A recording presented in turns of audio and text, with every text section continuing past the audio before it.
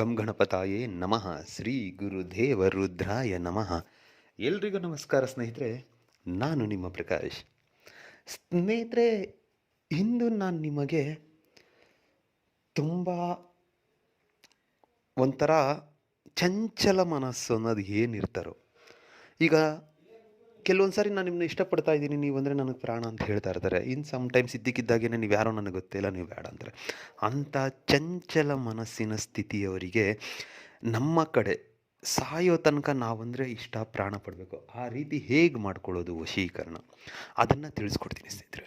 ಅದಕ್ಕೂ ಮುಂಚೆ ನನ್ನ ಚಾನಲ್ನ ಸಬ್ಸ್ಕ್ರೈಬ್ ಮಾಡಿಲ್ಲ ಅಂದರೆ ಸಬ್ಸ್ಕ್ರೈಬ್ ಮಾಡಿ, ಲೈಕ್ ಮಾಡಿ, ಶೇರ್ ಮಾಡಿ, ಹಾಗೆ ಬೆಲ್ ಐಕಾನ್ ಬಟನ್ ಪ್ರೆಸ್ ಮಾಡೋದನ್ನ ಮರಿಬೇಡಿ.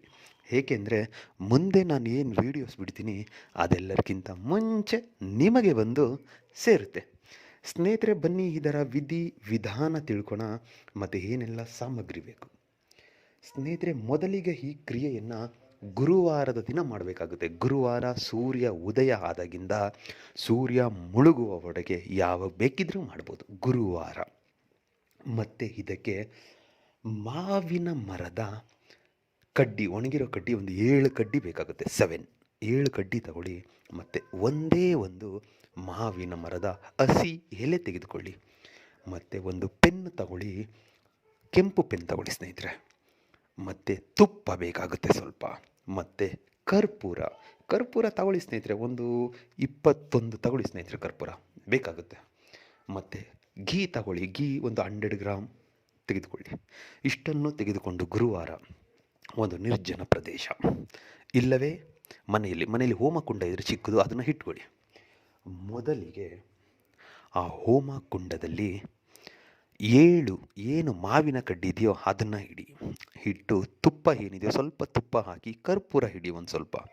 ಇಟ್ಟಾದ ಮೇಲೆ ಮಾವಿನ ಎಲೆಯ ಮೇಲೆ ಮೊದಲಿಗೆ ಅವರ ಹೆಸರನ್ನು ಬರೆದು ಕೆಳಗಡೆ ಪ್ಲಸ್ ಚಿಹ್ನೆ ಹಾಕಿ ಅದರ ಕೆಳಗಡೆ ನಿಮ್ಮ ಹೆಸರನ್ನು ಬರೀರಿ. ಬರೆದು ಆದ ಮೇಲೆ ಇವಾಗ ನಾನು ಏನು ಮಂತ್ರ ಕೊಡ್ತೀನೋ ಆ ಮಂತ್ರವನ್ನು ನೀವು 108 ಸಾರಿ ಪಠನೆ ಮಾಡಬೇಕಾಗುತ್ತೆ. 108 ಸಾರಿ ಪಠನೆ ಆದ ಮೇಲೆ ಆ ಮಾವಿನ ಮರದ ಎಲೆ ಮತ್ತು ಹೋಮಕುಂಡದಲ್ಲಿರುವ ಮಾವಿನ ಮರದ ಕಡ್ಡಿಗೆ 3 ಸಾರಿ ಅಂತ ಅಭಿಮಂತ್ರಿಸಿ ಆದ ಮೇಲೆ ಈ ಎಲೆಯನ್ನು ಆ ಕಡ್ಡಿಗಳ ಮಧ್ಯದಲ್ಲಿ ಇಟ್ಟು ಬೆಂಕಿ ಹಚ್ಚಿ. ಯಾವ ರೀತಿ ಅಂದರೆ ಅದು ಪೂರ್ತಿ ಸುಡಬೇಕಾಗುತ್ತೆ ಸ್ನೇಹಿತರೆ. ಕಡ್ಡಿ ಮತ್ತು ಎಲೆ ಪೂರ್ತಿ ಸುಡಬೇಕಾಗುತ್ತೆ.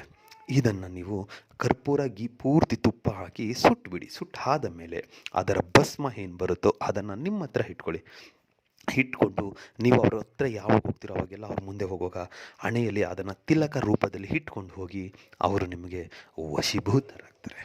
ಅದಕ್ಕೆ ಮಂತ್ರ ಹೀಗಿದೆ: ಓಂ ಕಾಮರೂಪಾಯ್ ಮೋಹಿನಿ ಅಮುಖಿ ಮೋಹಾಯೇ ಮೋಹಾಯೇ ಮೋಹಾಯೇ.